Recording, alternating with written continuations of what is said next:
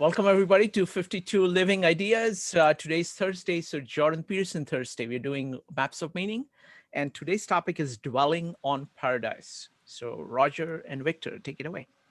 Perfect. Thank you. And thank you everyone for joining us tonight. So today we're going to be continuing our discussion on Genesis and the Buddha.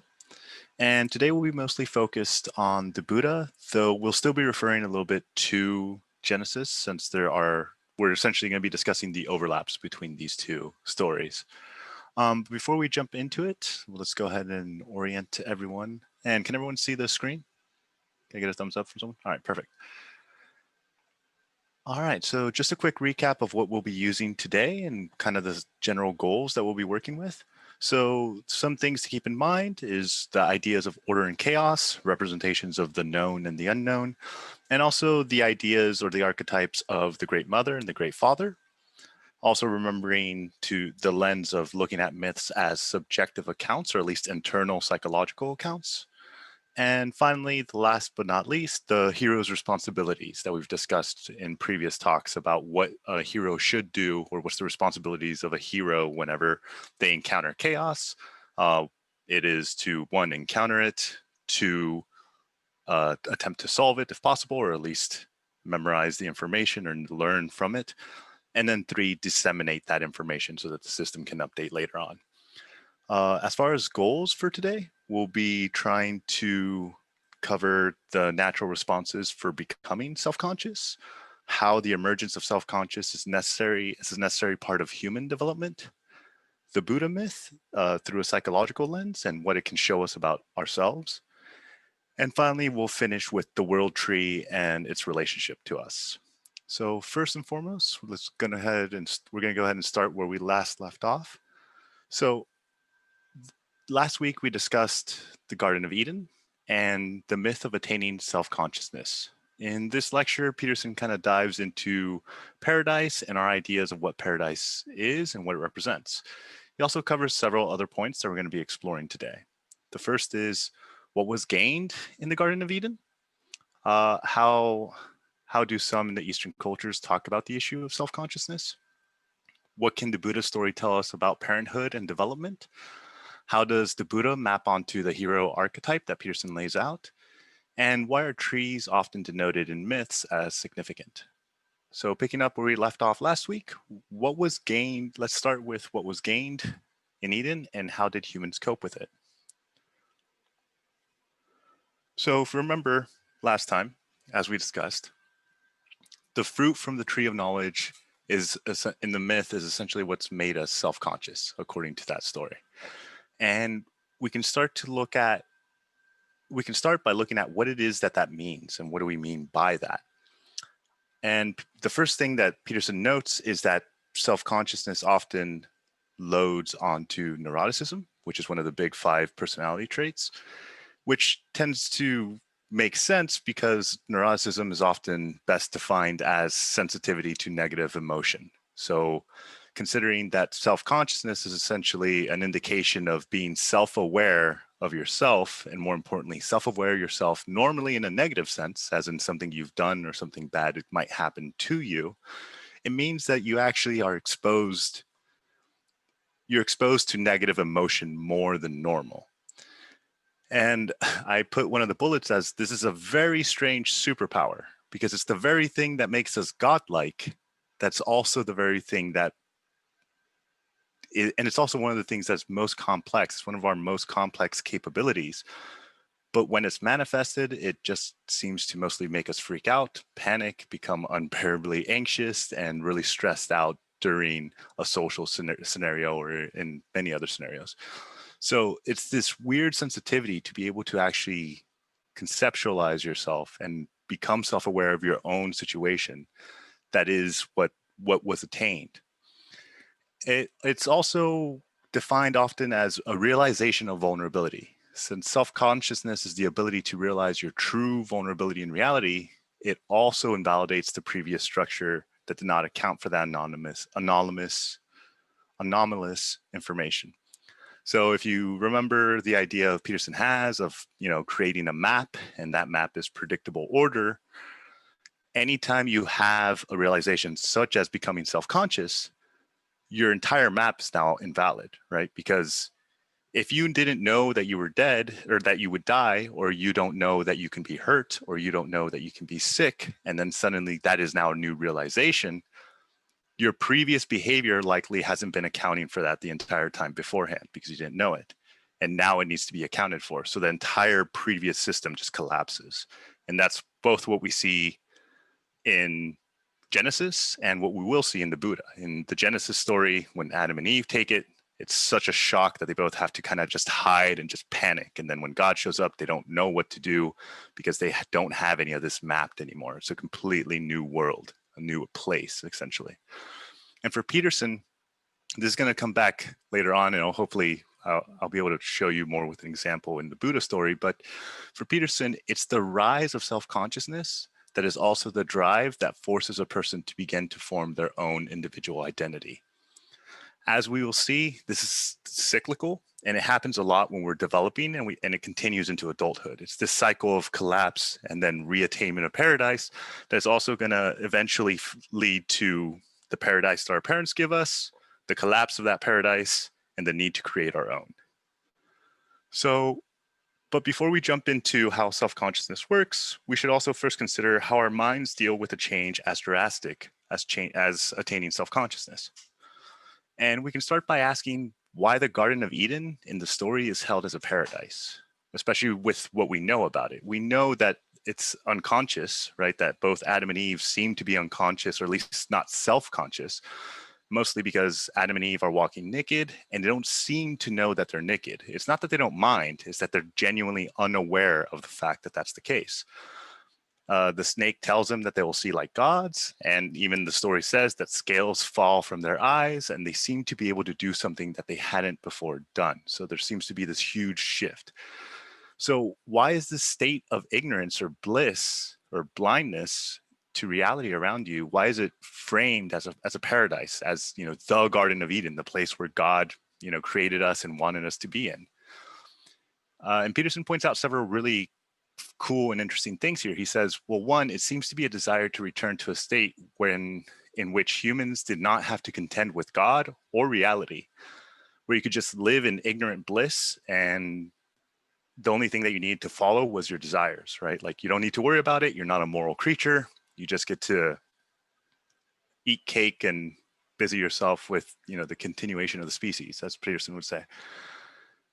And the idea here is that Peterson points out that that's not an irrational or unreasonable thing to want, because a lot of times when a group is faced with a novel problem that is difficult and doesn't have an immediate solution, it's reasonable for some in the group to look back at a time when the problem didn't exist and idolize that time before the problem arose as a paradise or as the good days. And you can see this, for example, right now. How many of us have missed the days before Corona, right? How many of us like really love all the things that we could have done before Corona? And we almost, it takes this paradisal nature where, like, oh yeah, I could just go to a full bar. I could just walk around to any grocery store and not be worried about someone standing too close to me. And he also points to two other examples of this exact same thinking. The first is the conservative nostalgia, that conservatives have a tendency to revere the past as an ideal. You can a lot of times see this with the terms that they use, such as back in my day, it didn't used to be like this. Things were easier back then. Make America great again, etc. And I'm not saying any of these, I'm not giving any value to any of these saying. I'm simply pointing out the appeal to the past, the appeal to something that's happened before. And it's also worth noting that the past is not an unreasonable place to go looking for solutions. The problem is that it's only half of the places you can go looking for solutions. And Peterson kind of points out that it's a desire to return to a state where the problem had not yet entered your consciousness, not where the problem didn't exist before, but that to a state where you didn't know about the problem. And then he takes it one step further and kind of points out that that idea of going so far as to leave it out of consciousness can be taken to its extreme. And you find its extreme in depression and suicide. And quoting Albert Camus, which I think is, I always love this quote, is, "There is but one truly serious philosophical problem, and that is suicide. Judging whether life is or is not worth living amounts to answering the fundamental question of philosophy. All the rest, whether or not the world has 3 dimensions, whether the mind has 9 or 12 categories, comes afterwards. These are games one must first answer." In other words, the main question is always, well, is this game even worth playing? Should we consider it? Is it better to be conscious or unconscious? The classic to be or not to be. And in the unconscious argument, the argument for suicide, for extreme, what we'll get to later could possibly be nirvana.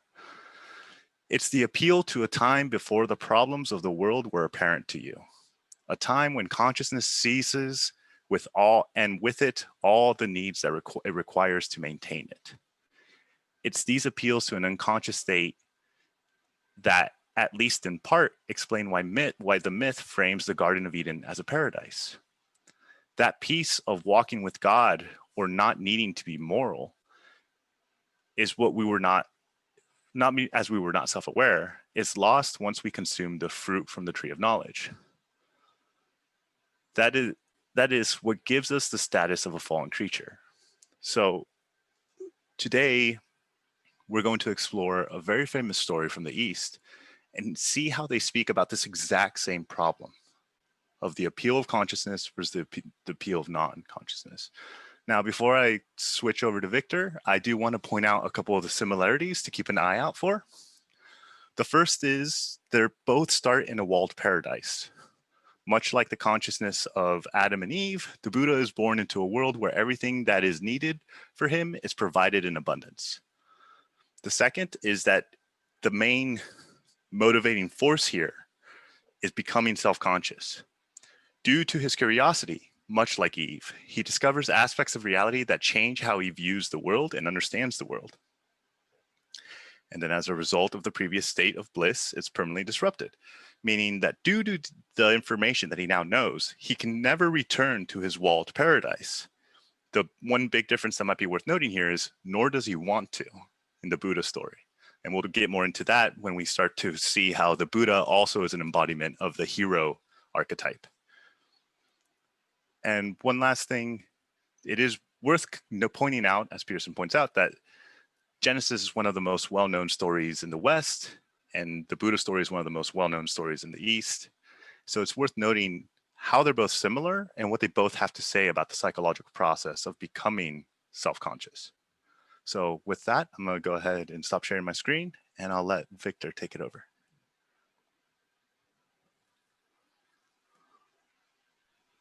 Right, yeah.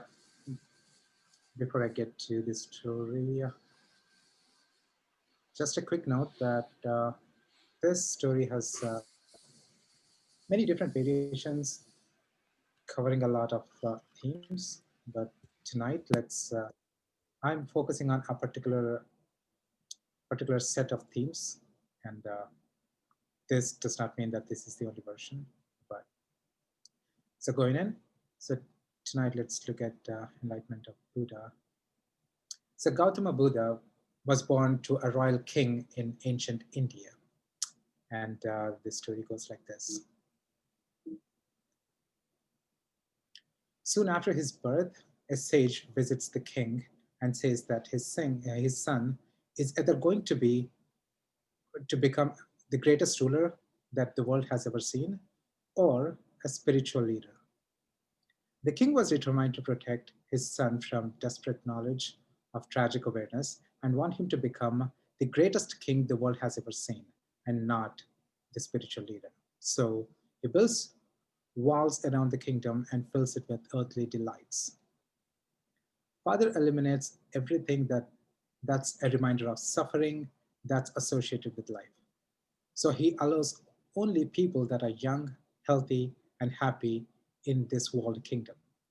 Gautama grows up surrounded by nothing but positive elements of life. All signs of decay and degeneration were thus kept hidden from the prince. So the prince grows up with immediate pleasures of senses like physical love, dance, beauty, and many more. So he grows up in a protected and limited, well, absolutely protected from limitations of a mortal being. However, Gautama gets curious when he sees the walls around the kingdom, and he thinks there's probably something more outside of these walls, and tells his father that he wants to step outside of this kingdom and get outside. So father reluctantly agrees, but he decides he's going to let his son go outside, but he's going to hide everything that is deemed bad that he is protecting his son from. And he plans to send all the help he could think of along with his son while he was going outside, including an attendant. Unbeknownst of his father, the attendant is an emissary of gods. So preparations were made for the prince to step outside of the kingdom. The prince set out in set out of shielded comfort of a chariot and all the help previously prepared for him. Gods, however, disrupt these most carefully planned things. They send an old man to hobble in view of Gautama along the road. The prince's fascinated gaze falls upon the old man. What happened to this man? He asks. That is a man like other men who was born an infant, became a child, a youth, a husband, a father of fathers. He has become old, subject to destruction of his beauty, his will, and the possibilities of life. The attendant answers. Like the men you say, like the other men you say, he instantly inquires. That means this will happen to me? And the attendant answers, inevitably with the passage of time. Again, this time God sent a sick man into his view. The prince asked, what happened to him? That's a man like other men who was born whole but who has become ill and sick, unable to cope a burden to himself and others suffering. The attendant answers. Like the other men you say? Inquires the prince. This could happen to me? No man is exempt from the ravages of disease, the attendant answers. Once again, his world collapses. This time, gods, in their mercy, sent him a dead man funeral procession. And the attendant, well, this creature, he asks the attendant, laying so still, appearing so fearsome, surrounded by grief and sorrow, what is he? And the attendant answers, that is a man like other men, born of a woman, beloved and hated, who was once alive like you, and now is the earth. Like other men, you say? Inquires the prince. Then this could happen to me? This is your end, and the end of all men, said the attendant. Gautama stays with the funeral procession. He stays until the body was lit into flames and watches as really black smoke billows to the sky. It was the end of his innocence. He cannot escape the thought that there is no point to this life. All that happens is that you get old, get ill, and die. On the way back to the palace, he saw a holy man was sitting at the side of the road. He notices that he had nothing, but he seemed to be at peace. So he left the palace in the dead of the night, and rode far away from the kingdom. He exchanges his robes for the rags. And in the forest, he finds a group of five holy men. They say that by making their bodies uh, suffer, their spirits could be free. So he joins them, and he starves himself until he becomes nothing but a skull of bag of flesh. He didn't find any answers. He sits under a peepal tree near river Niranjana and meditates for a very long time. After an enlightening experience, he was tempted to remain in this state of nirvana. But he realizes it is not a true enlightenment if it is reserved only for one. So he returns to his people to teach this new way. And that is the story of Buddha. Perfect. Thank you, Victor. So I really like the story, and as Victor pointed out, there are a lot of different versions. So this is not by any means the only version that should be seen as canon, because actually Peterson even highlights different aspects. But I wanted to focus first and foremost on the father of Buddha, and specifically how the father fits perfectly into the concept of the great father that we've discussed before, but also as just what the father figure, father role is. So since we've talked about it, in the same way that the father is told by divinity that his son will be a great king or a great prophet, many parents often see their children as special or unique. And this is just a quick side note of something that I remember I've learned from Peterson that I thought was very fascinating. Is the reason Peterson believes that this happens, or the way it happens, if you remember the idea of the map and the idea that when you encounter something you don't fully understand, it becomes very like it captures your attention almost involuntarily.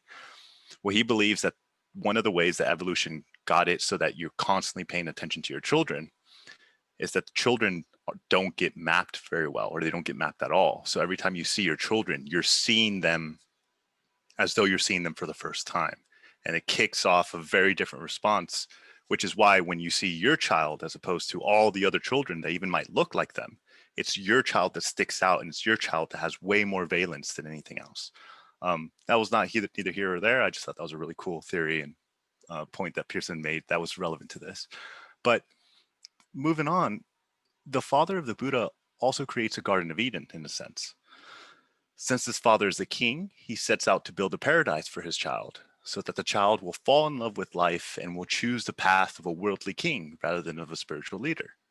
And Peterson points out that that's actually the responsibility of all fathers. That when and the reason for that is that when an emergent consciousness is still developing, there are things in the world that the consciousness can still not make sense of, and that if they were exposed to, could be traumatic or even harmful if they were exposed to it too early. And it is the role of the father, or at least the father figure, to entice the child to fall in love with life and everything that it has to offer. It's also the father's role to carve out a paradise from the chaos in which a consciousness can develop enough to voluntarily confront the chaos that they were originally protected from. And as you may note, this is exactly what the great father's function is also, along with the father themselves. And what does this protection of the father, what's the role of the protection of the father in the story? Well, it's what allows Buddha to develop in the first place, right? Without him, there is no safe realm where the Buddha can originally develop his first thoughts. It's the father of the Buddha that makes it possible for the Buddha to not have any needs as he's developed. It's also what essentially makes the Buddha curious. It's because the things are so blissful and easy that the Buddha wanders towards the unknown, that aspect of existence that humans can't keep their grimy little paws off, as Peterson says, that the unknown is almost always calling for us, but it calls for us even more when we haven't had to face it unwillingly. And finally, it provides a safe haven for the Buddha after his exposure, after he's exposed to all these different traumatic events. In some versions of the story, the Buddha retreats back to his paradisal unconscious states, right? Goes back to the place packed with women and, wine and everything else. And it's this last part that's actually really important, because it gives the Buddha a home base to work from and to retreat when the chaos is too overwhelming. And so what is it that the Buddha does with all this protection that his father's actually provided? The king has essentially created a paradise for his son. And what is the Buddha's response to this? Well, he leaves it, right? As we all do, as it's necessary to do. And because as the Buddha comes of age, he becomes dissatisfied with life and starts to become curious about what lies outside the boundaries of his father. As a result, he tries to go past them, and yet the father does his best to still clear the world of any blight. And each time the Buddha is confronted with a part of life that he's completely aware of, and each time he's confronted with a part of life that he's completely unaware of. And just for a second, you can try to imagine this. You can either imagine it as you're in your late teens and you didn't realize you were going to die, or you're going to be sick, or there's anything such thing as age, or you can just remember, when was the first time you realized it? When was the first time you realized you were going to die? When was the first time you realized that you would start to get older and that the things that you have will decay, that you might never be as beautiful as you are today, right? That life at the beginning goes up and then it also goes right back in the opposite direction. That realization can completely change someone in a very deep way. And every time that he enters that, he returns to the Father's order. He returns to the order each time and is surrounded by the safe and predictable until he's assimilated or adapted the new information. And so what is it that Buddha actually encounters when he's out there? Well, it's worth noting that on the first one, the fact that he even leaves paradise at all, whereas in Genesis, we had to get kicked out, kicking and screaming, the Buddha chooses out of curiosity to go out.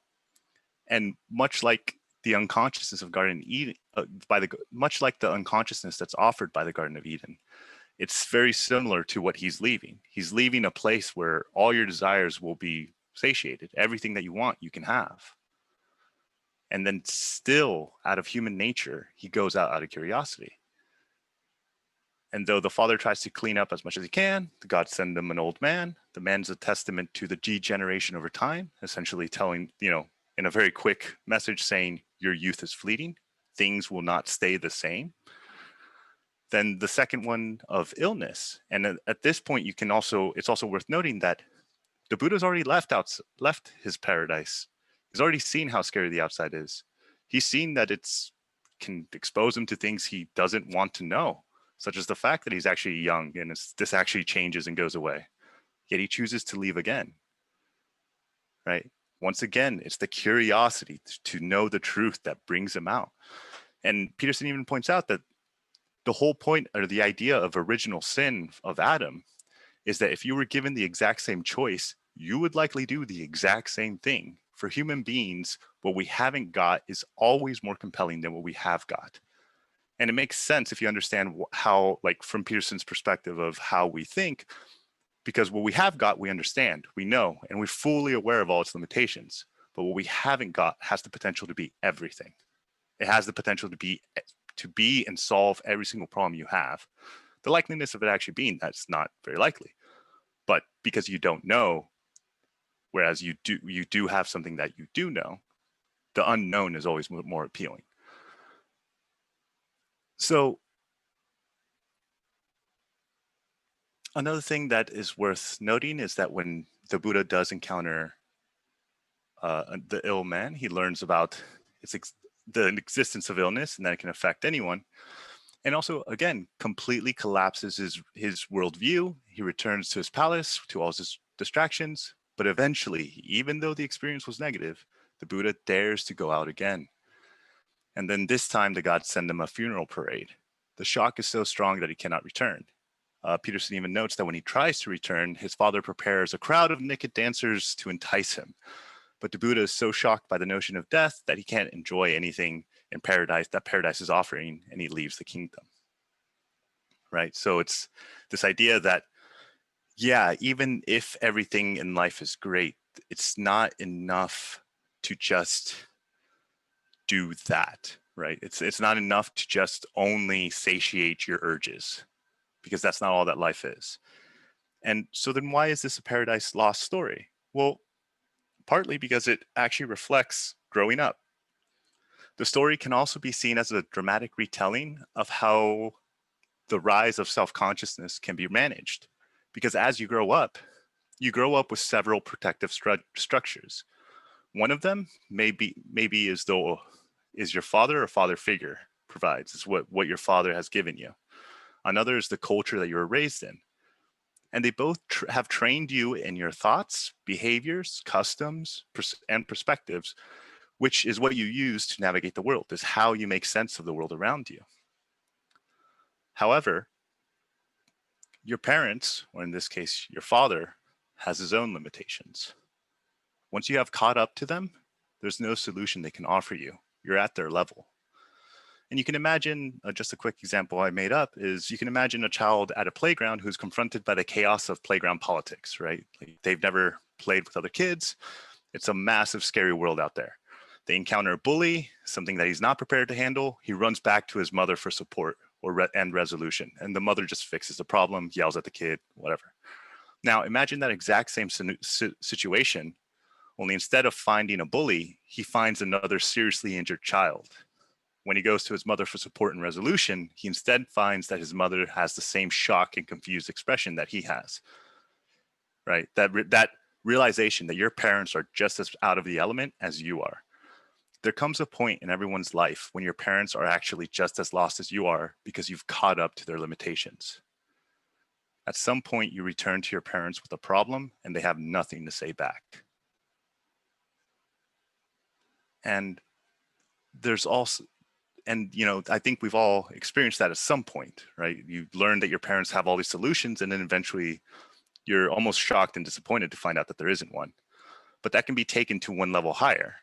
There are also things that are such a burden or such a mystery that not only do your parents struggle to explain it to you, but the very culture you were born into will struggle to understand.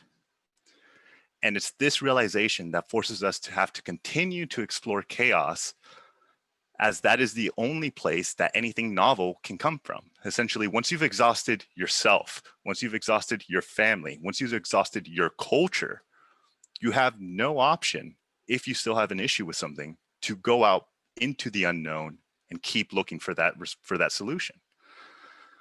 But from that moment onwards, we know what it is to be limited and alive. Awareness of that can only be ignored, but it can never be taken away. So what does the Buddha do in response? Well, the first thing he does is he becomes an apprentice of his culture. He masters Samya and yoga. And it's essentially, both of these are very body focused practices where you are using also your body. And for anyone who has done yoga, even for like I do a little bit, but the main thing that I would say I've really noticed is that it helps you really understand your body and differentiate different parts of your body. You get to really understand your body in a way that normally you wouldn't. And then he also becomes an ascetic. In other words, he deprives his body of all the things that his brain constantly is demanding. He controls all the gods. He controls hunger. He controls his sex drive. He manages and learns to manage all of these. And he still finds nothing. He still doesn't find his answer. At this point, the Buddha has reached the edge of order, the edge of what his culture has taught him are the tools that he would need. And he still has a problem. So therefore, he retreats to the one place that's left, to chaos, to nature. He goes to the forest, sits under a tree. And while he meditates under that tree, a couple of things that are very important happen. One is life itself, or the embodiment of life, visits him and essentially offers him an enticement of all the pleasures that life has to offer. And again, he refuses. He sees that as he's kind of to some extent already had that in paradise, in his little paradise, or at least a less divine version of it. But then death himself, or herself, depending on your ideas, visits him and offers him nirvana. Now, Peterson makes a real smart point here that I think is at least worth considering, is that you could make the case that nirvana is just death. That nirvana is explained as a bliss without ego where you can exist finally in peace. And Peterson says, like, that's the paradisal fantasy that you also see when people are very suicidal. That's how they see death. They see it as this blissful eternity where you don't have to worry about any other stuff because you don't have to do all the things that you're required to do to even maintain your body being conscious. And it's worth it's also worth noting that both of these temptations are returned to an unconscious, or at least unself-conscious state. And then, as the myth says, Buddha declines both, right? He's still not convinced to either of them. As a result of him, rejecting both of them, he actually attains enlightenment.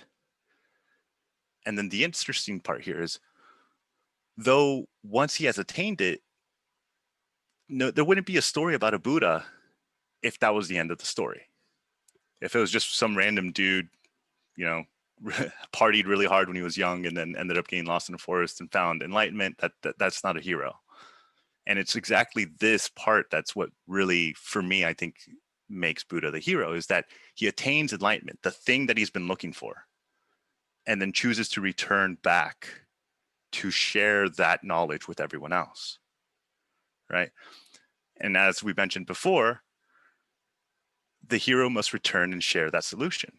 So here's the case for Buddha as the world redeeming hero that Peterson's talking about, one of the archetypes.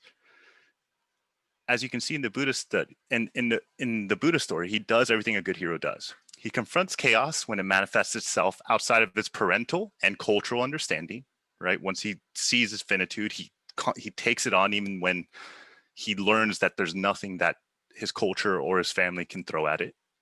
He actually finds a solution to the novel problem. He reaches enlightenment in the myth.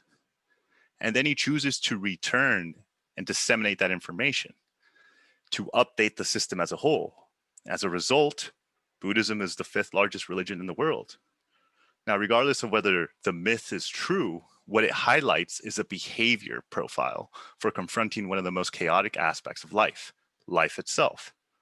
The Buddha represents someone who was offered the best of life and the best of death, refuses both, is then elevated to an enlightened state, and still chooses to return and spread what they have learned. So in the same way as I've talked about how Peterson talks about the personality profile, for example, of Jesus Christ, and using that as an ideal for what you want to, or how you should behave, the Buddha also fits in a similar method. Be the type of person who is willing to deny themselves the best things of life and even the best things of death, and that even if you got to some enlightened state, you would still come back for everyone else, right? It's an ultimate indication of someone like that is probably a good person. And it's no coincidence for Peterson that it's under a tree where Buddha mythologically achieves enlightenment. As we discussed last time, the tree is a very common symbol. So for this last part, I am going to change a little bit of gears because Peterson had mentioned it in the first lecture, and he also mentioned it in this lecture. So I'm going to try to dive into it a little bit, but I'm definitely open. I really want to hear what everyone else's thoughts is on this part, because on this part, I'm not as solid as I normally like to be. But Peterson discusses the world tree in the last 2 lectures, so I want to dive in quickly. The trees and the archetypes. So this is from the book, and is essentially, this is the Norse tree, by the way, on the image.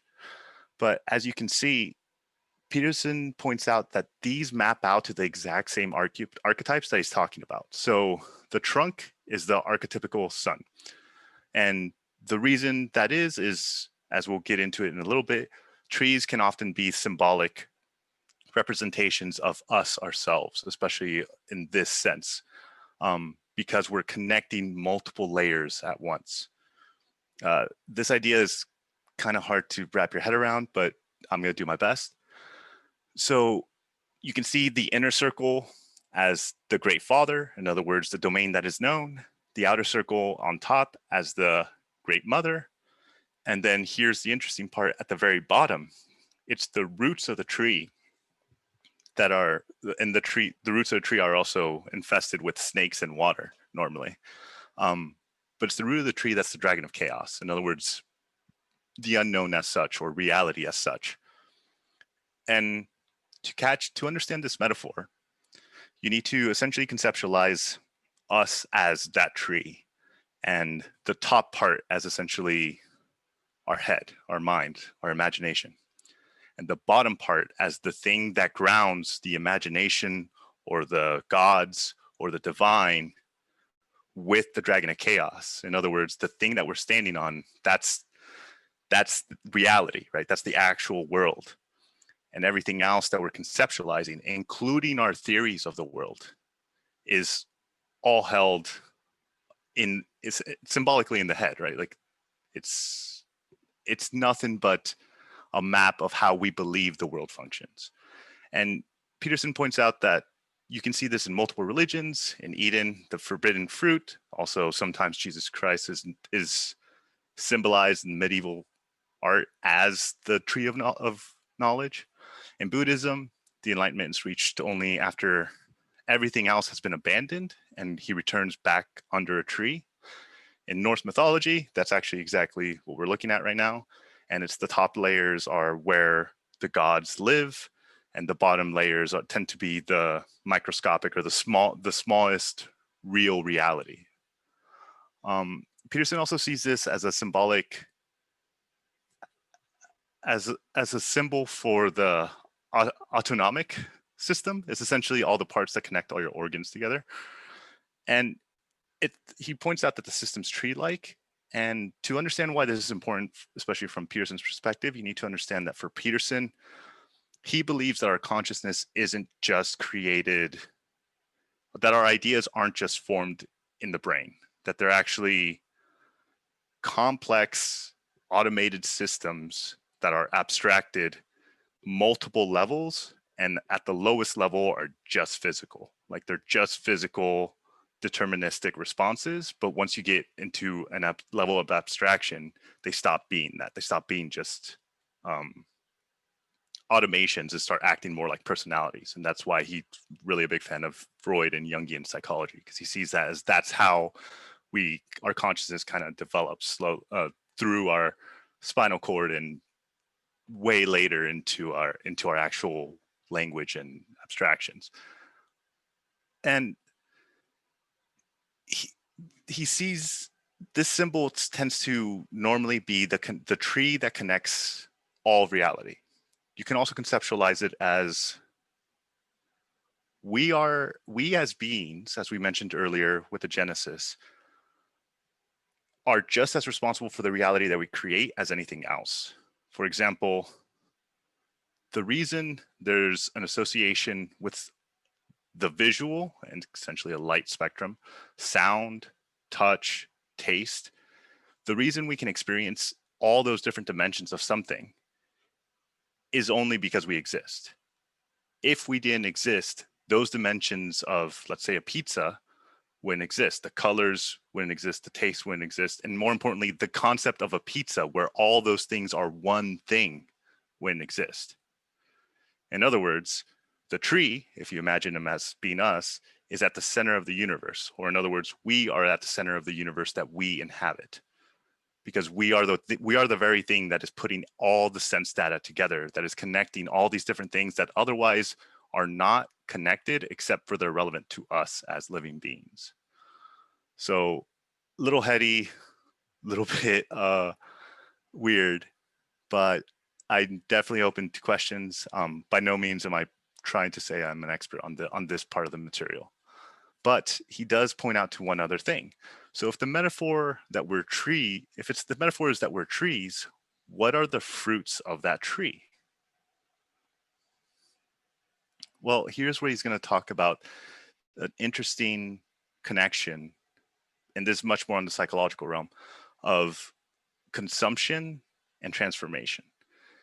And first thing he points is that religion and food tends to have a very tight connection, that the body of, the tradition of the body of Christ, or the idea of fasting for Buddha, or the shamanic consumption of hallucinogenic plants. They all seem to have a strong connection with consuming something and transforming and learning, to consuming something and transforming, and learning something and transforming. So what he's trying to point to is, and he's borrowing from Eric Neumann, but he's essentially saying, look, there seems to be a connection in our minds between food and information. And there the metaphor seems to be quite strong. And what he points out is like, well, there's certain things that only food and information can do.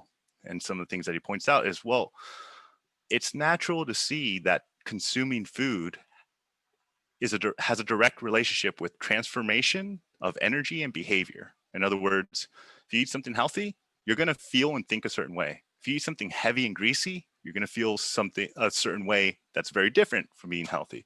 If you eat something rotten or something that'll make you sick, you're going to feel very different. If you eat anything that has caffeine or sugar or just any drug, the whole point of a drug is that it changes you physically or psychologically. But then he also points out that not much else can do that outside of information. There's an association with consuming information as a direct relation to transformation of the internal energy and behavior. Learning that you're getting promoted, you're going to act and behave very different. Learning that your wife is cheating on you, you're going to act and behave very different. And learning that you're going to die can also be a massive transformation of how your behavior is all in. And both can offer you a new mode of doing things, right? If I'm exhausted right now and I'm drinking coffee, the reason I'm drinking coffee is because if I didn't drink coffee, I wouldn't have the same energy, I wouldn't have the same behavior, I wouldn't have the same motivations. I'm purposely trying to change that through consumption. But you can also do the exact same thing through information. He also notes that we trade work for food, and we trade work for information, and we'll trade food for information, vice versa. And there seems to be this constant equivalence in value. They can be interchanged. And it means that eating something and learning how to do something is tied up in the same metaphor. And the best way you can understand this is if you learn something new, especially something that's important, it almost always, and this is something that he pointed out that I thought was really cool, it's almost always a more effective way of doing what you were going to do anyway, or what you wanted to do, or making it easier to do something. That's essentially how information functions. And similar to that, if you're going to be more effective, naturally you're going to have to eat less food. So there's this giant association between food and information that he's constantly trying to point out. And essentially it's this idea that an ingestion of the fruit, or in other words, that idea, is what can produce a permanent transformation. So in other words, similar to in the tree, in the literal transformation or literal story, it's essentially just, they just eat an apple and then this happens. Metaphorically, it fits perfectly well that it was the knowledge of their death, mortality, and vulnerability that is what was actually consumed and is what causes the actual transformation. And Peterson, does all this long spiel in part to point that tree is at least in part a symbol of us, that we are the thing that brings the worlds together, and we are the things that create the very reality that we actually embody. And more importantly, that the fruit that we give is essentially ideas and memes that we have. And with that, we'll leave it on for the next one. Thank you guys for listening. Wonderful. Thank you very much, Roger. So what we're going to do is we're going to go directly into the breakout rooms, and then breakout rooms are going to run for 20 minutes. So we get to discuss all these ideas, and then we'll come back here with both takeaways and questions. So we'll do questions when we come back. All right, starting the breakout rooms now. Welcome back, folks. Welcome back. All right, so what we're going to do, Roger, you're back? Okay, there you are. Excellent. So what we're going to do now is we're going to do takeaways and questions. So what did you get from the presentation and the breakout room discussions? And what questions would you like to raise? And then we'll have a general discussion. We have plenty of time, so we can get started. You can go ahead and type exclamation mark or raise your hand in Zoom if you would like to share your takeaway or ask a question. We'll put everything together. Roger, Victor, and I will be keeping track of everything that you're saying, and we will go ahead and focus on all the common themes that come out from whatever you folks say. So please go ahead and type exclamation mark in Zoom to speak, or raise your hand in Zoom. All right, Dave's have begun. Dave from Tacoma. Thanks, Shrikant, and thank you very much, Victor and Roger. Good presentation as always. I am not afraid. I'll go first. But a couple of things. Jordan Peterson's discussion about suicide to reach nirvana or paradise, to go back to the unconscious and get away from all your troubles was very interesting. And I just had the thought that, to best of my knowledge, animals do not commit suicide. So is this part of the tree of knowledge that we become conscious, and then we have this problem? The other thing is about the trees. Of course, living here in the Northwest, and down the coast, the sequoia, and up here it's the Douglas fir or whatever, are 75, sometimes 100 feet high. Now I don't know what the trees are like in the Holy Land, but you think of trees being 20, 25, 30 feet high and not too imposing. But I could see somebody encountering a 75-foot tree and think, my God, it goes all the way up into heaven, because you're obviously not going to climb it, without equipment. So I think that may be one more part of this philosophy of trees. But anyway, a very enjoyable evening. Thank you. Thank you, Dave. Next up is Joe, Jean-Piero, and Maritza. Yeah, there are a few takeaways. I mean, the idea of what we, always want, what we can't have, and how that relates to the idealization of the past was a very interesting takeaway that we had in our discussion in the breakout room. So we tend to idealize the past, but obviously that's something that we can't have, and it works against us. And how that creates a set of beliefs about our reality in our current world, or in the present moment. Also, that was very interesting was the idea of how information forms us like our food was a very good analogy as well. Mm-hmm. But I think the most interesting part about it is the idea of suicide that Dave had brought up.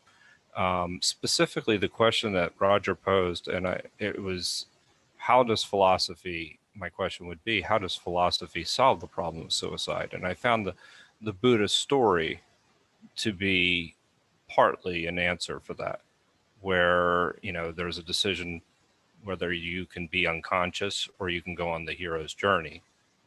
And he obviously chooses the hero's journey. So that is a way, that's the decision that he made. And it is an answer to the suicide. But I'm still interested to see what else philosophy could provide in answering that question, because you kind of get to a much deeper question, which is the meaning of life. So, thank you, Joe. Next up is Jean-Piero and Maritza. Folks, you can line up by typing an exclamation mark in Zoom. Jean-Piero, go ahead. Thank you, everybody, for your participation. My takeaway, and I want to learn more about in order to know, you have to consume or ingest something, take a little bit of something in order to become aware. And if Roger could speak a little more about that, that would be great. And also another takeaway is that what was at the bottom of that, the figure or the tree is snakes. And I think that's, it hits home, because a lot of us are not aware that there is snakes right below us, and we think we're all just light and good. Mm-hmm. All right. Thank you. Thank you. Thank you, Jean-Piero. Next up is Maritza, David S., Brian, Paul, and Kevin. Maritza. All this talk about trees makes me think of Emily Dickinson. She slept beneath a tree, and it's all I have to bring today. But no. what I see from this analogy, because I view it as analogies, as I mentioned with my group, I try very hard to expand outside of any of the religion myths. Like I don't try to view it from the perspective of Catholicism or Buddhism. I want to take a step out and look at it from a more human being perspective.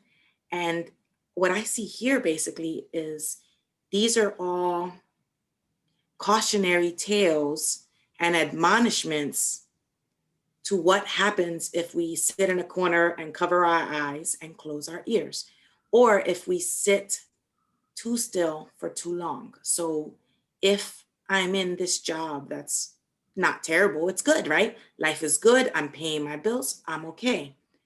But where is my growth? As a human being, how am I improving myself and life and the planet, as it were? And I see these tales of achieving consciousness as this is a cycle that we go through.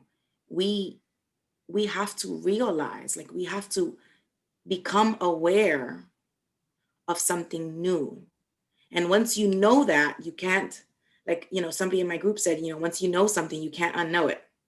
And hopefully you're seeking to become aware of things that will improve your, it increases your scope and breadth of knowledge. And as such, now it's like, your tree got bigger because you added another branch to it. But what happens if that branch doesn't fit in with your initial view of the tree? Like, in these different stories, the perception that was attained by living in paradise is shattered by some type of anomalous event. And in order to reconcile that perception, they have to leave paradise and go find ways to live with this new awareness, this new consciousness. And so that's what I see here.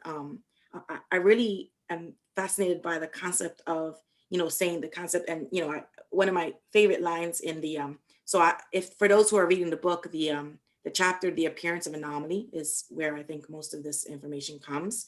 And there's one little line that says, the assimilation and ingestion of the content produces an inner change. And I just omitted one little line from that sentence. And it said, I'm going to read it again. The assimilation and ingestion of the content, the eaten food, produces the inner change. So what they're telling us here is that we as human beings must nourish ourselves. We must ingest things.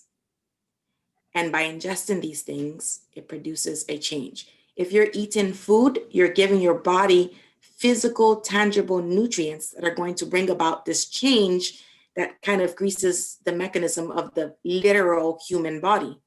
If you're ingesting knowledge, whether it's spiritual or intellectual or emotional, it's also producing a change in different realms. And that's what I see happening here. A question, I guess, for me, one thing here that I would like to hear maybe discuss a little, if anyone has any ideas on the concept of alternative opinions. And in the book, we're told that the human being has a head full of alternative opinions, and I think that the corollary there may be with this concept of food ingestion, but I wasn't entirely clear on that one little point. So if anyone wanted to expand, I'd love to hear it. Thank you. Thanks, Marisa. With the trees in the background, pictures of trees in the background. Next up is David S., Brian, Paul, and Kevin. David. Yeah, so in our group, we covered a couple areas. We didn't talk about the food thing. It was interesting, some of the things Maritza said. So self-consciousness is part of our truth. And so these stories are about meeting ourselves, confronting our truths, and not staying within a false boundary. So the father of Buddha had this idea to protect him by lying about the nature of the world. And, we are actually not constrained by anybody. We can't even be fooled, when our Father is planning to only direct us away from one thing. Even that can be accomplished. We are so potentially powerful in this world that we will discover the nature of the world if we, grow up and start living. So in discovering our truth and confronting reality, it seems like the Buddha and the psychotherapeutic modes have something in common about relieving suffering, which is that, and suffering is different from just pain. Suffering is something that you get when you're at the level of self-consciousness. You are actually aware of yourself in pain, right? So you advance to that level. You're more than a body, you're a mind. You're more than an animal. You've reached another level because our truth is self-consciousness, that we can go to that. To relieve the suffering of that, the self-awareness of what it is to suffer. And I don't buy Jordan Peterson's thing that, the self-consciousness he presents is about embarrassment and humiliation and the capability for that, but it's also our greatest capability is self-consciousness. And we can accomplish both by being the animal and accomplishing non-attachment, which is the Buddha way of saying, not being maybe fixated on the feelings and the emotions and overwhelmed by the reality we're confronting, but being free of that while we experience it. We're not annihilating and denying it with a wall. We're experiencing it and we're not attached. So that's a way to, bring the sense of nirvana concept into the psychological. And so the hero in this group here, the hero brings it back into the community by not denying the full nature of consciousness, which involves everybody and joining into, the universe to the degree to which we're part of the physical world, and our consciousness has to be in that to be true. So, I see that the food is talking about the physical thing in a structural way that's similar to the mind, the mind-body dilemma. Yes, you must feed your body. Yes, you must feed your truth is self-awareness. That is a mental thing. So you have to have that full growth. And I don't know how you describe that. The tree actually goes up. A real tree, it goes up as high as it goes down into the ground. It's actually has its roots in the ground and it's, head in the air. So it's got both, the intellectual and the physical. Wonderful. Thank you, David. That was great. Next up is Brian, Paul, and Kevin. Brian. This is going to be Brian Nelson. Okay. In listening to this is a reflection on the group discussion. In listening to the group discussion, it seemed like a lot of the discussion started out with focusing on knowledge and the acquisition of knowledge. But then as each person was talking, that person, even though I don't know, I think they were trying to stay on the topic of knowledge, that's the impression I had, they inevitably turned to actions that they were going to be taking or actions that they might take. So that knowledge and action were quickly linked in all of these discussions. And then the issue of choice came up. As I guess the equivalence would be for knowledge, you have this awareness of alternatives, and then choice as regards the action you take. So that's, I was just struck by the fact that in all of our discussions, we're having trouble segregating, pure knowledge from action. It was always coming back to action, which brings me to a topic I like a lot, which is freedom. In the discussion, Roger's discussion that, and also in Jordan Peterson's presentation, the focus is on anxiety.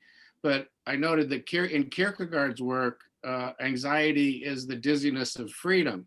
And freedom is a part of all of this awareness and knowledge. Wonderful. Thank you, Brian. Thanks. Next up is Paul, Kevin, and Brian Park. Hi, thanks all. I was in the same group as David S., so I'll echo some of his things, but build on it with some ideas that came after we finished the group, which is we almost pretended it was Self-Improvement Friday and asked, how do I apply this in my daily life right now? You know, kind of a thing. But it brought up some interesting points, and I want to say how I connected the dots, which is Buddha had this problem once he had knowledge of the world, and he sort of resolved it a certain way and then went back and taught about it. And Christ sort of came back or sacrificed his life, didn't stay in heaven, etc., and taught about it. But my point to try to connect the dots I'm trying to connect is a child is in a walled garden. He grows up, he sees the real world. He's then stuck with his own ego and his desires. You could also relate this to Krishna and Arjuna. Like he sees his own ego and desires, and now he's got this dilemma where he's got suffering that Jordan Peterson talks about. And my point is that it might be resolved with the hero's journey of devoting yourself to a higher thing where you let go of your own smaller self. And that's a common denominator across all of it. And I don't know if Jordan Peterson would agree with that or not. Wonderful. Thank you, Paul. Next up is Kevin, Brian, and Jean. Kevin. Yeah, I still want to mention the tree. You see on the pictures occupy a big space. The tree actually in the Buddha, based by my mom's Buddhism. So my understand it's a real tree. It's called ficus tree, and we normally call it Buddha tree, or waking tree, or enlightenment tree. Tree is kind of like our brain. I think like leaves is like a neuron. Our mind keep growing like a tree. When the guy walk out the paradise, the new world be open like a tree. And for my takeaway is true happiness means nothing to do with outside other than yourself. Suffering is not pain, it's internal and joyful. Close to nature, not a nurture. Wisdom comes to your own. Thank you. Thank you very much, Kevin. Next up is Brian Park and Jean. Brian. On the question of suicide and the role of philosophy, like Joe mentioned, it reminded me of the Daily Stoic and a quote in there, and says philosophy is asking us to pay attention and to strive to be more than a pawn. And I kind of view suicide as succumbing to the forces of the world, and you could maybe interpret that as being a pawn. So I think that's an important thing to remember, and the power of philosophy. That's all I got. Wonderful. Thank you, Brian. Next up is Jean. Jean, go ahead. Yeah, so I found it's quite interesting when the father trying to protect the son because he doesn't want him to be a spiritual leader. Actually, the thing he's doing is exactly help him to create the spiritual leader, because he was sheltered. He has all the things he needs physically. Then he actually needs more. That's the spiritual pursuit. You know, if his father didn't provide all that, he will struggle with the physical world, like the Maslow of needs people need to fulfill. Then he will never be a spiritual leader. So it's kind of ironic. We're talking about how can we protect our kids, you know, in the information world.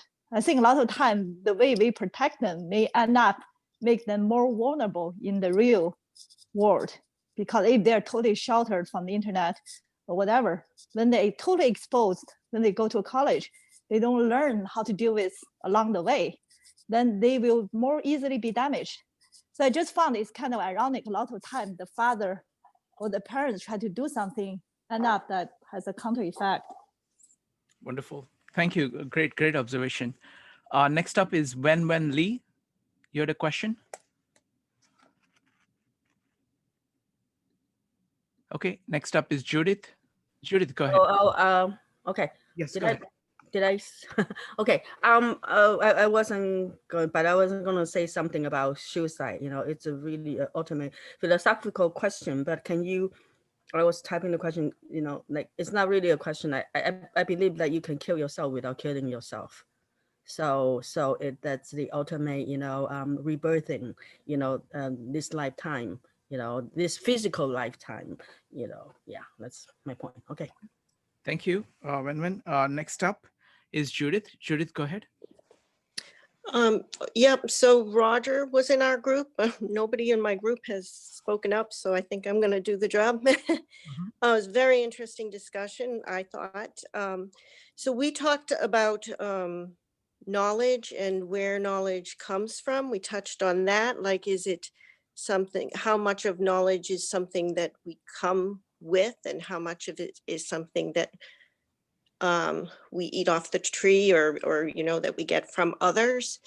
We talked a little bit about images, or the, you know, those archetype, you know, like the tree image that is across all different cultures, and you know, why that is and how that is. And then we talked about consciousness more than self-consciousness. So like the idea was raised, you know, like, where is this consciousness? It's not necessarily enclosed in our skulls, right? So like, you know, as our body's made of, you know, well, I just pointed out that, you know, the body's made of cells and organs, and they communicate with each other.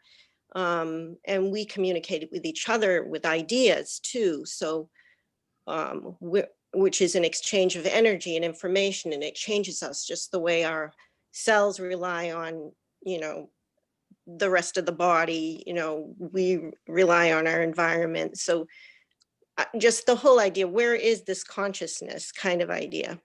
Wonderful. Wonderful. Great point, Judith.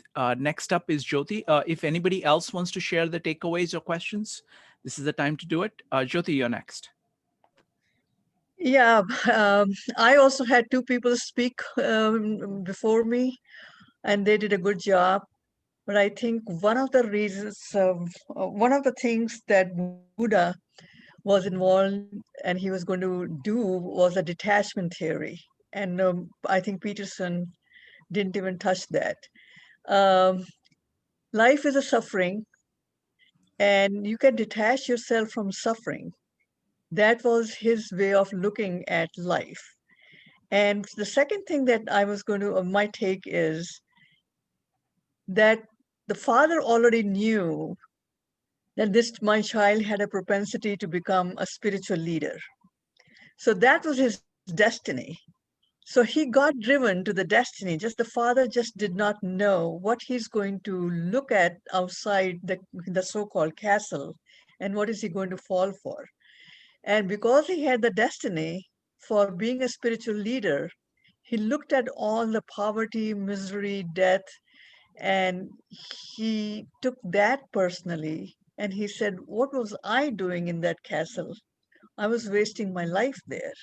This is what I need to accept and understand. And he didn't feel enlightened. He felt enlightened, but then he wanted to go and take it to the community, to bring the people with him. So he did a good job in that respect.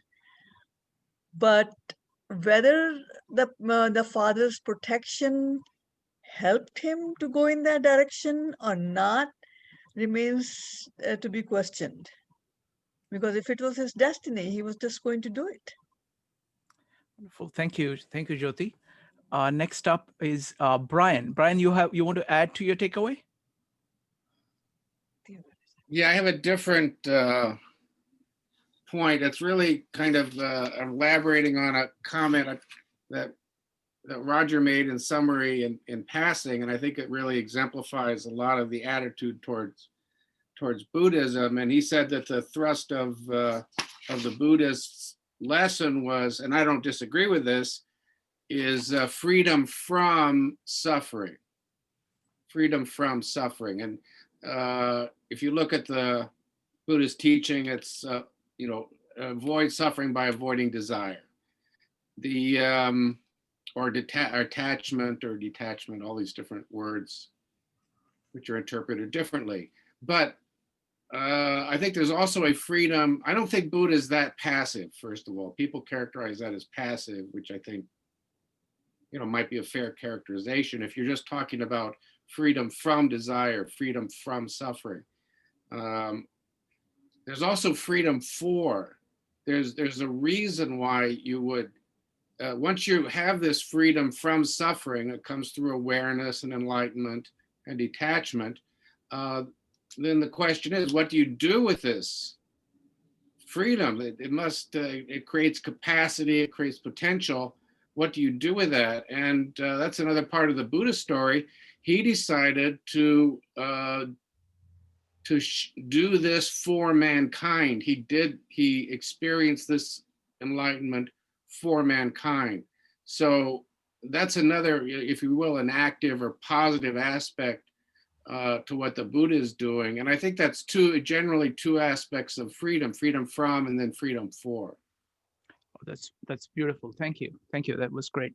Next up is Laura. Laura, followed by Becky. Laura, what's your takeaway? Laura, you need to unmute. Okay, I thought I did. There's a lot of talk about suicide in this, and I don't know, I just want to bring up the part that suicide could also be viewed as a very selfish act. And I don't know if that is, viewed at all. And if it is, what that does to the mapping that Peterson might speak about. Wonderful. Thank you. Thank you, Laura. Next up is Becky. So I wanted to talk a little bit about Oh, sorry. Sorry, I pressed mute by mistake. okay. Go ahead. Okay.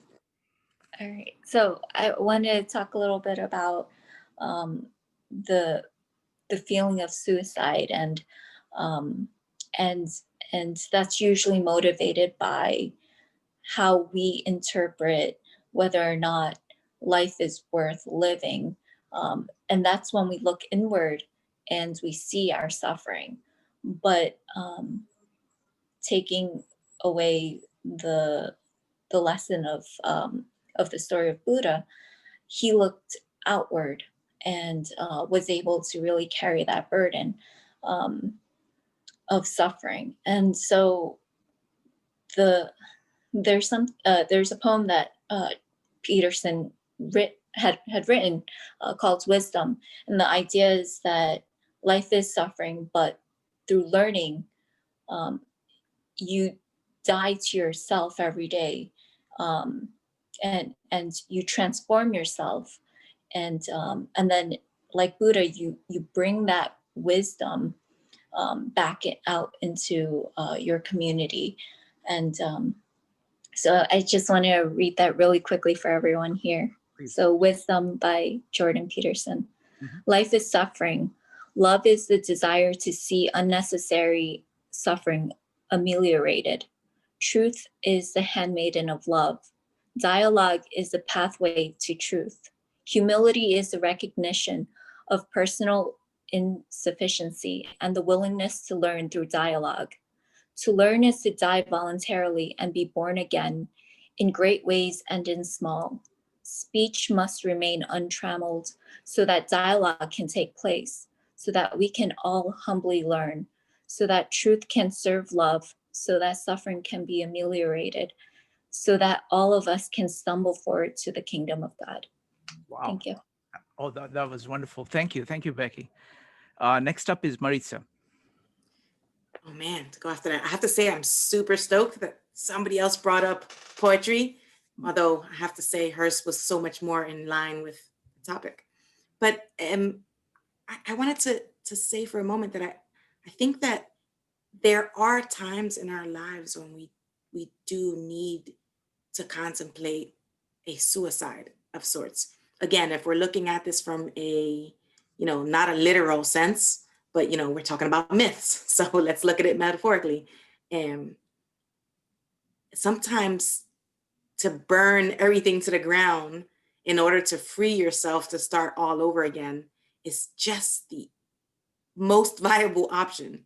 And so that's what I see here that they're telling us when they talk about it. Like, I think perhaps, you know, the Buddha story maybe viewed it a little bit differently. Like that was not quite the best option for him, but I feel like that's a nod to the fact that sometimes in our lives, when we are, you know, searching our consciousness and seeking self-awareness, that sometimes you have to kill yourself, as it were, in order to become something new and made better. The myth of the phoenix is what to me seems to apply here. I just wanted to point that out. Thanks. Wonderful. Thank you. What I want to do, Roger, is that let me just go ahead and recap what everybody said, and then you can respond to anything that you would like. And then there are some themes that have come out. I really want to talk about this notion of consciousness, of what does it mean to be conscious or self-conscious, and then the theme of suicide, maybe. So those are the two things that I see. But let me go ahead and recap what everybody says. And then, Roger, you can respond to anything. Does that make sense to you? Yeah, makes sense. Okay. So Dave asked the question, is there something like a suicide in animals? Joe talked about that we have this affliction of idealizing the past and looking back at something that just isn't anymore. He also asked about how philosophy solves the problem of suicide. He talked about there being a choice between being unconscious, remaining unconscious, or going on the hero's journey. Jean-Pierre talked about, he asked about the connection between consuming and consciousness. That was theme brought up by other people too. Maritza pointed out that this is basically the cautionary tale for a static life. Thing, if you choose, if you go for static life, this is what is going to happen to you. And she also talked about, the process of assimilation and ingestion of content that produces a new inner self or inner change. David S. pointed out that, self-consciousness is our glory, it is our truth, not something really connected with suffering, but that's something core part of who we are. And we are powerful in our ability to actually confront the world and the unknown. Brian was intrigued by the fact that discussion about knowledge kind of veered into action and then immediately to choice. And then again, he pointed out that it's not just about freedom from suffering or freedom from something negative, but once you actually achieve the freedom, what do you do with it? So to have some kind of a larger goal of like Buddha, of doing good for mankind or something like that. So what will you use once you have actually achieved the freedom? What will you use it for? Paul talked about the need for letting go of the ego to be able to pursue a larger goal. Kevin talked about that it is not about the outside, but all of this is kind of making it happen inside. That's where we can really act. Brian talked about suicide as being succumbing to the world and being a pawn of the world. Jean pointed out the paradoxical thing is that when you actually push a child and make it a sheltered being, you are actually asking for chaos to come in. Like if you want to really protect kids from the internet, you cannot block them from the internet. You can't have this safeguard, but you have to develop in them, as Jordan Peterson puts it, you are trying to make them not safe but strong.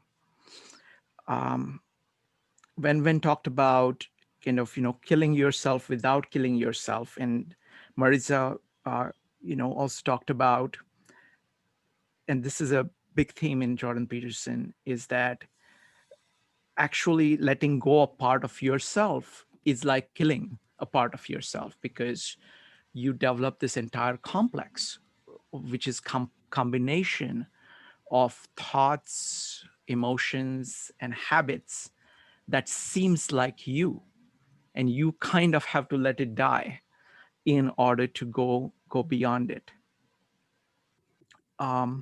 Judith asked a question, where is your consciousness? Jyoti pointed out that detachment is a core part of the Buddhist philosophy. Then Becky, of course, read the beautiful poem of wisdom from Jordan Peterson, which actually captures kind of the hero's journey in a very beautiful way. So that's what people said. So Roger, what do you think about that? Yeah, there's a lot of suicide.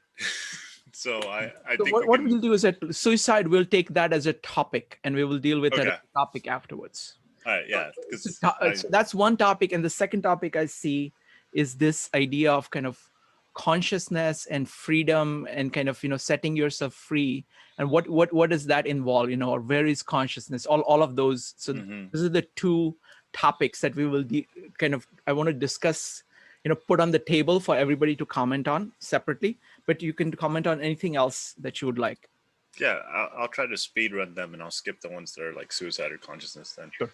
But yeah, for Dave or Tacoma, I think that's a pretty good idea, that maybe, because I can't think of any animals that I know of that would commit suicide, and especially not for the reasons that humans would normally commit suicide. So, even if there is some form of self-destruction, normally it's for kin or any sort of blood relation.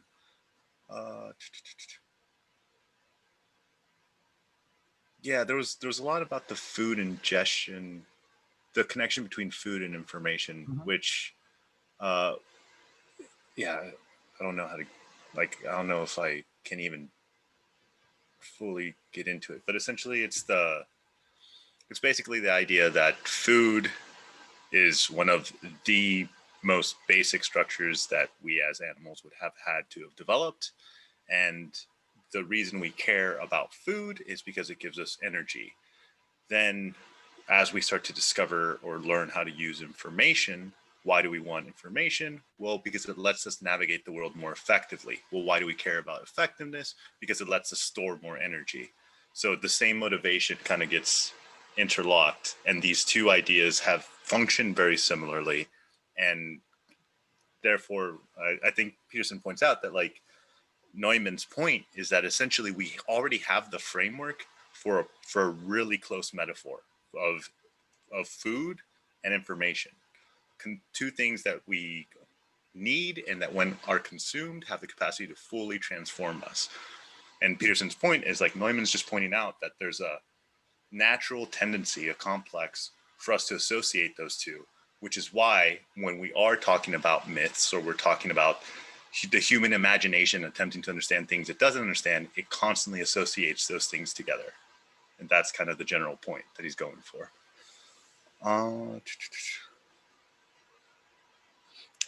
Gene, yeah, I really like your point about the father is the cause of the prophet. The only thing I would say, I did like the idea that it's, in a way, because this is the Buddha story, it's framed as the Buddha becoming the prophet's the good ending, or the good result. So I think it's implied that if you protect your kids, at least to the point where they become capable of taking the problem on themselves, because Buddha himself volunteers to take on the chaos. I was like, that is the proper way to raise a consciousness, as opposed to just throwing them to the wolves, or showing a kid Buddha, dead body, and being like, this is what's going to happen. You know, like there's certain ways to bring up a consciousness that's young to the point where to at least to the age where it chooses to encounter that. And that's going to be another theme that you'll see in a lot of other heroes, is that one of the things that makes a hero is that it's the choice to voluntarily confront something they're scared of. Like that's why heroes are brave, right? It's not that they're not scared, it's that even though they are scared, they take it on. And it's the idea, for example, that we see with like Buddha, even after he already got terrified the first time, continues in his journey to find more things out.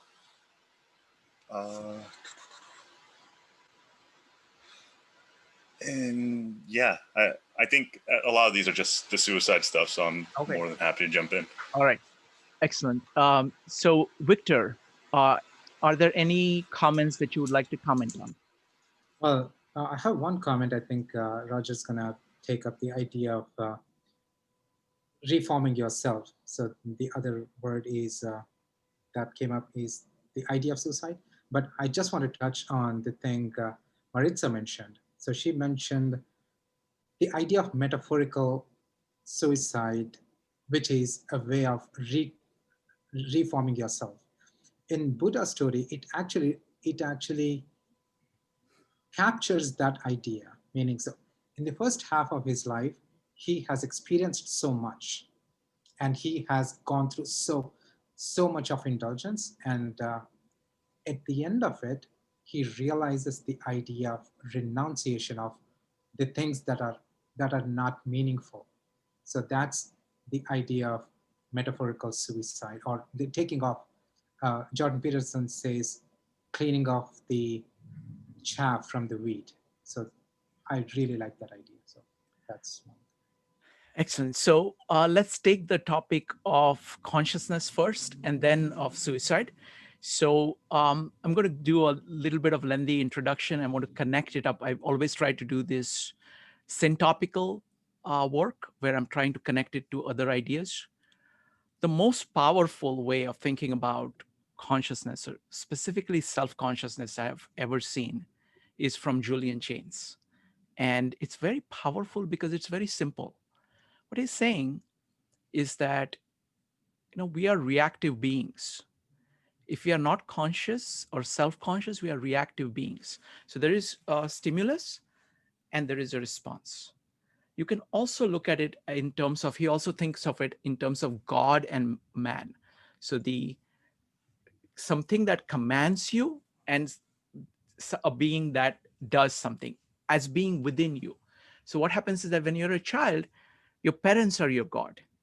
Or in religion, you're looking for a voice of God or voice of your culture, and you're simply trying to follow it. So that's one mode of being. It's a reactive mode of being. What he's saying is that consciousness develops when you develop an inner mental space. So you have a mental space where you can take in what is coming in, but then you can actually narrate yourself. So you can think of it as like an analog eye.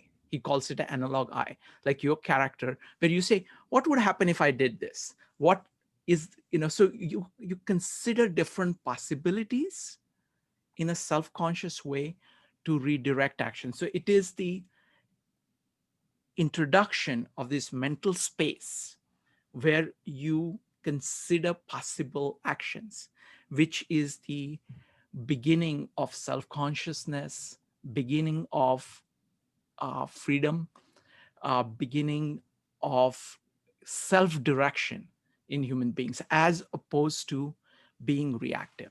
So that's the most powerful thing that I know. And one of the persons who's worked decades on this is going to be here on Sunday at 12 p.m. Eastern time. And one of the key ideas of Julian Jaynes is that the way it happens is through language. And specifically, it happens by by use of metaphors. So for example, let me give you an instance in what we discussed today. We're talking about ingestion of food, okay? Now that's a physical thing. But slowly, as you become conscious, you say, what am I taking in? You use the food metaphor to refer to something which is then spiritual or psychological, of saying, what do I need to take in? And you start thinking of knowledge in an analogous way with food. You know, am I taking things which are rich enough? Am I taking things which are new? So you basically take all the stuff that you know about the physical world and you transform it into that. And what, you know, these folks do, like Julian Jaynes and Brian McWay, who's here, is that they trace, when did this happen and how did this happen and how did kind of consciousness develop? So it's a very profound way of thinking about consciousness.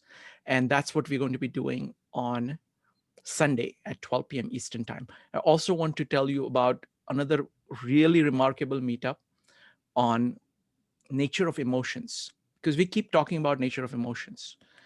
Emotions are very tough to think about. Jung is brilliant at doing this, but most of his work is based on introspective evidence and evidence of stories and kind of common culture, which is a fantastic base. This, on Saturday at 12 o'clock, we are getting some base which is very different from that. It is a neurobiological base for emotions.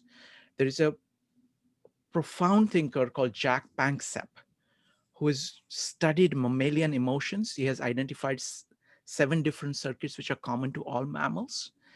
And unfortunately, the gentleman is no more, but his co-author on a book called Archaeology of Mind, neuroevolutionary perspective on emotions. She's going to be here on Saturday at 12 p.m. Eastern time, talking about those books. So those are the 2 things I would recommend. But Julian Jaynes, on the topic that we're talking about, that is what that's what. So the question is, you know, how do you develop consciousness? Where is the consciousness? What is the hallmark of being conscious? So I'm just opening it up for just on this particular topic of consciousness.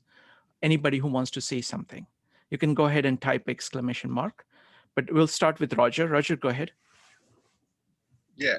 Can you hear me? Yes. Yeah. So I guess for me,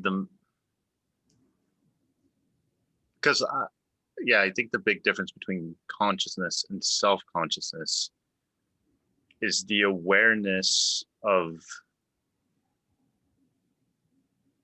limitations, I guess, is the biggest one for me, because like I still remember the moment that realization hit me, and I remember how I used to think before that moment and after that moment, and it's one of the biggest splits in my life.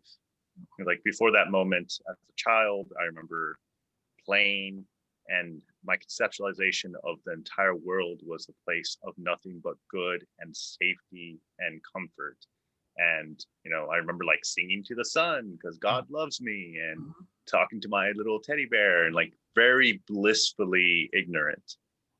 And then the realization of my mortality, the limitation of my time, my attempt to try to understand infinity, and that's something that just never ends and continues going. And that's what's in front of me. And that's what, when I end, will continue to go on to all eternity. And trying to conceptualize that in my head, like that awareness just ripped me from that childhood innocence. And there's no going back once you're out. Like once you realize that vulnerability, there's no returning to. You can pretend, you can convince yourself, you can use everything in the world, but it's always there. And it's that idea that like once you leave, you can't go back. And that to me is like, anytime I hear like self-consciousness, that to me is it's a very direct and maybe anecdotal or subjective experience, but I can point right to it, to like that moment.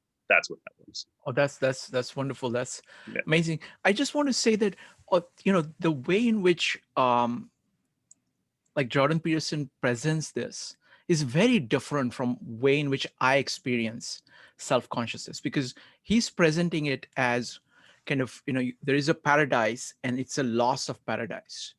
I don't know. I mean, for me, I don't experience it like that at all. I mean, whenever people describe paradise, it seems boring to me. It's like, you're just kind of, you're just doing the same thing over and over again, and there is no meaning to it. So for me, consciousness, the emotional concomitant of that is the kind of thing that David S was talking about, of saying, I see that being like the core glory of human beings. It's like, that's what I live for. That's what I love. And I'm kind of, so like curiosity for me is very natural, and kind of facing new things is something that I really like. So it's a very different, I don't think, so the perspective is very different. When you had something on this topic? Yeah, I think, I actually agree with Peterson's talk about consciousness. He was making an analogy of a child being separated from the mother. That's the moment, and so that it's before a child and the mother is one. So it's before Adam and Eve and God inside the garden is one. Okay, so then without there's nothing. It's not separate. Just one consciousness. And when it's separated, the child separated from mother's womb, coming out to the world, and is separated, especially the child first,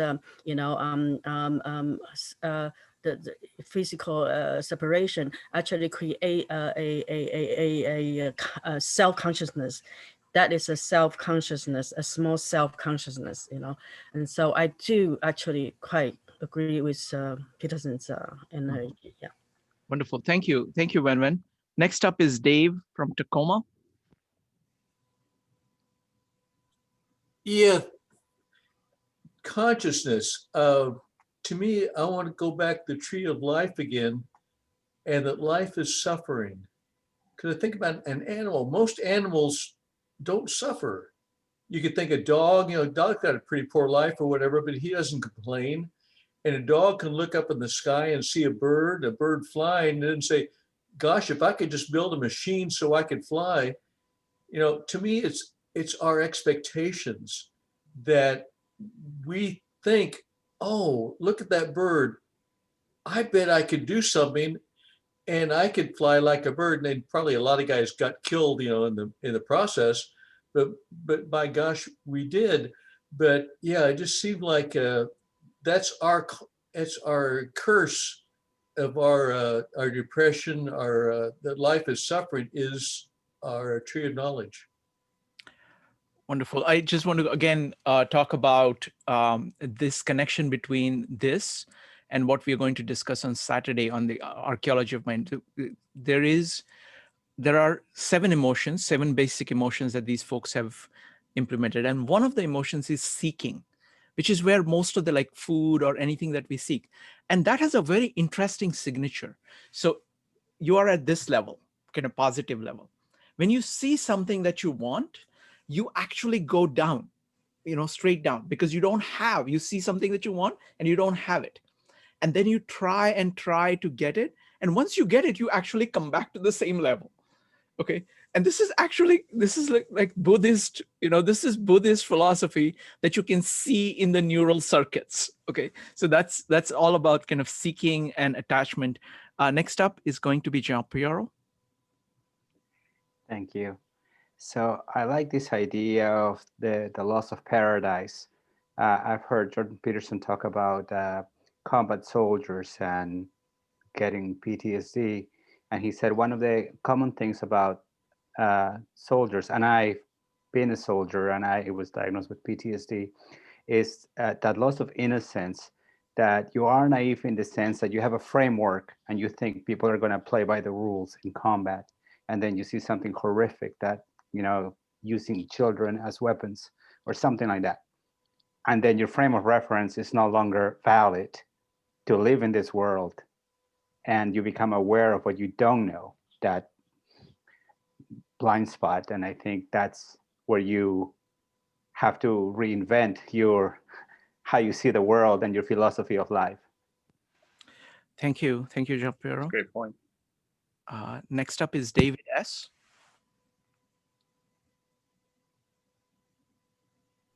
There. Yeah, so just that's sort of heavy, hard to follow because I'm just really thinking about the abstract idea of self-consciousness, which is with consciousness, we have the ability to recall. This is a faculty we have over a control over ourselves. And we can't reestablish the outside world just by trying that effort mentally, but we can recreate in ourselves. So once we have this sense that we can pull into ourselves things we've already had, we have a sense of time, and that we are the unification of that sense. The connecting of that is being conscious, and the ability, the recognition of your faculty to control that is being self-conscious. So, I mean, you know, how it's developed, I mean, there are theories that it's only developed in the presence of others because you see other people acting and you realize that they're not acting the way you want them to act. And, you know, this kind of, but then you get the sense, oh, they can cooperate with me. Oh, they have, you know, it may be that you have to go through these developmental levels in the presence of consciousness to understand consciousness. But that's a different thing from what self-consciousness itself is. Wonderful. Yeah, no, I think I agree with you that the concept of time is crucial in this, because otherwise it's all about now. So being able to see both past and future, you have an inner sense, and that is time. Yep. Next up is Brian Nelson. Brian. Just to follow up on what Jean-Pierre talked about and the shock. I mean, you know, my observation is a little more mundane than his, but the thing that always strikes me about the self-consciousness is how little we are aware of ourselves and how it will always necessarily be that way. And I try to get comfortable with that by thinking about things like I could never see my eyeballs.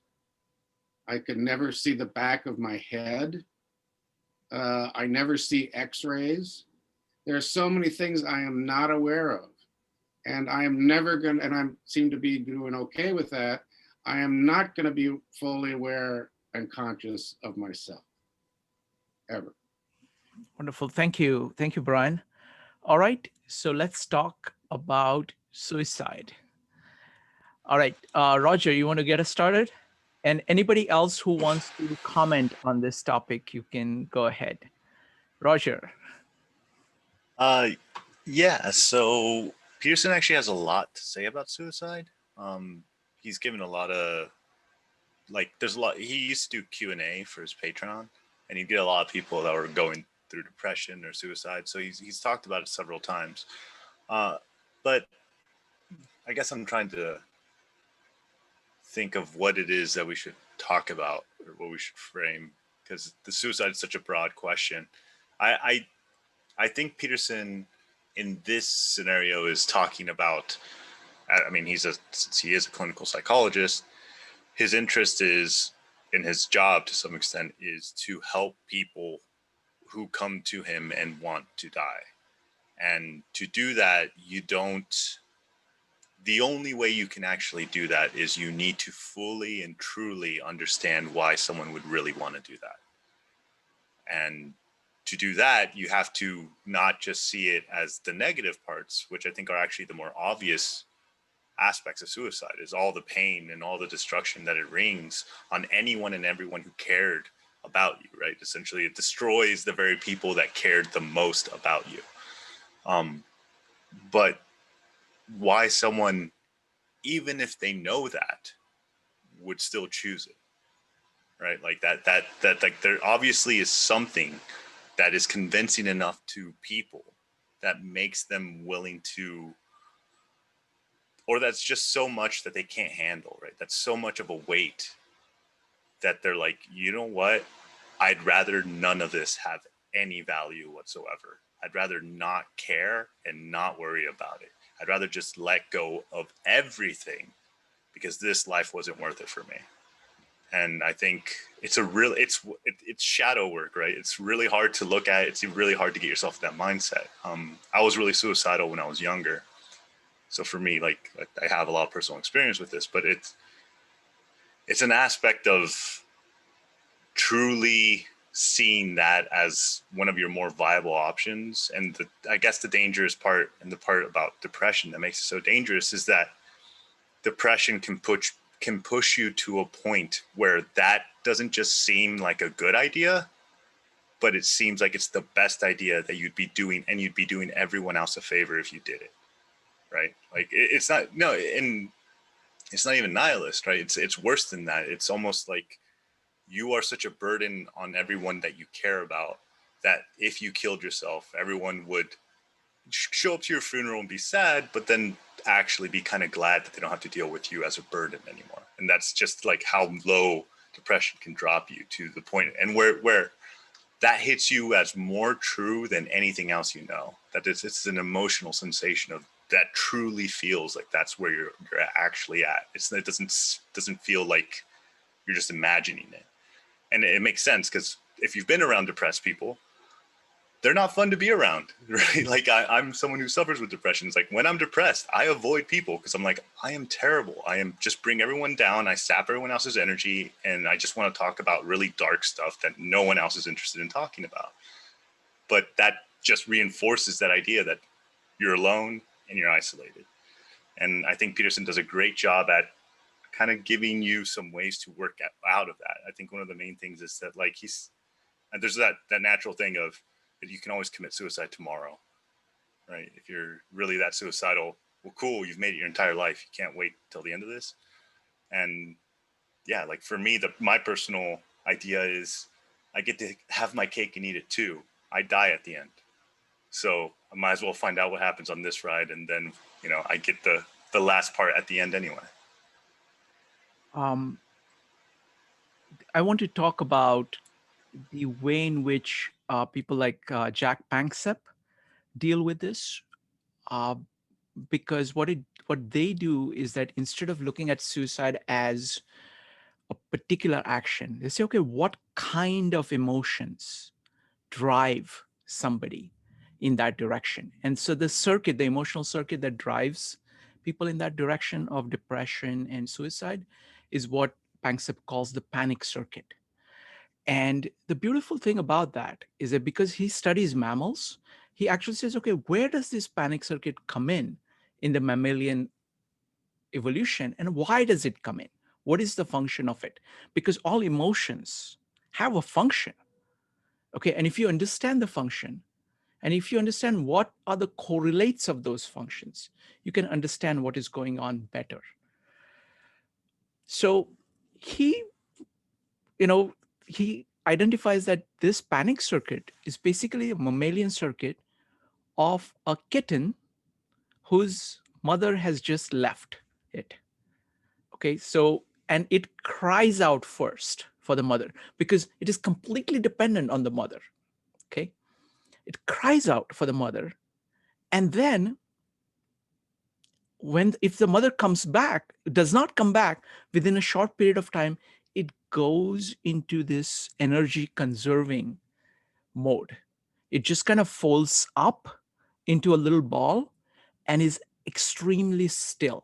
All its levels, this is like depression, all its kind of, you can see it at a neuroanatomical level, you can see it at a neurochemical level.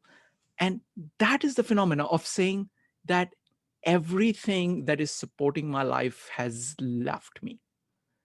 And so it's a very powerful way of studying it, because you can see it actually happening. You can see it, with fMRI. You can see it kind of neurochemically. You can see the correspondence between affect and behavior, even the body postures, things like that. So it connects all of it, and it connects not only for human beings, but all the way down in the mammalian chain. And it gives you a kind of fundamental understanding of what is the nature of this kind of an emotion. And that is the power of kind of looking at kind of neuroscience of that. So that's the approach that I take. Anybody else has any comments on this? Jean-Pierre. Okay. I've been reading this book. It's called Healing the Fragmented Cells of Trauma Survivors by Janina Fisher. And her patients, she talks about how they feel out of control with anxiety, and sometimes knowing that, okay, if I cannot cope with my life, tomorrow I can kill myself. It gives them a sense of control. Everything can be unpredictable, but at least knowing that I have the power to do this and being able to talk about this may be shocking for some people, but they're just finding a rope, something to hold on to, something that they can control. And then she can talk to them and work with them. But she talks about how a lot of health care professionals immediately they panic and, oh, I need to help you. I need to keep you from doing this, taking away the control that they have, the little bit of control that they may think they have at the time. And she worked with that. And that's. Thank you. Thank you. All right. So, Roger, what's coming up next? So some people have already kind of indicated it, which is a good sign, that they've indicated kind of the dark side. And essentially what this whole lecture, the full lecture, is Peterson slowly building up to the adversary, which is essentially the Jungian shadow. Mm-hmm. And why people, first, how we conceptualized paradise and how we became moral beings. And then I'm not sure if it's the next one or the one afterwards, but essentially I'm just trying to give a general outline. He's trying to show, why people would then work completely against life or against the very thing that is the good, or at least is mythologically the good. It's like, that doesn't seem to make sense, but similar to the suicide, it's kind of he's trying to look at, well, why would people actually do this? What is the appeal? What is the thing that they believe they can find there or attain there, or why are they doing it? And we're going to start getting into a lot of, this last part gets a little bit heavier and darker. We'll be talking about a lot of the dark sides of humanity and how people get to that mentality. So that's kind of what's going forward. But yeah, I'm excited, but it'll be more days like this where we're ending on suicide. So all right, so folks, this is fantastic. I mean, just incredible discussion. Thank you very much. And Victor, I think your presentations are wonderful. They're very short and they're very punchy. The visuals are great. So you're adding a very substantial value to the conversation here. Thank you so much, Charlie. Thank you so much. Thank you. All right, folks. So good night. I'll see you soon. Bye.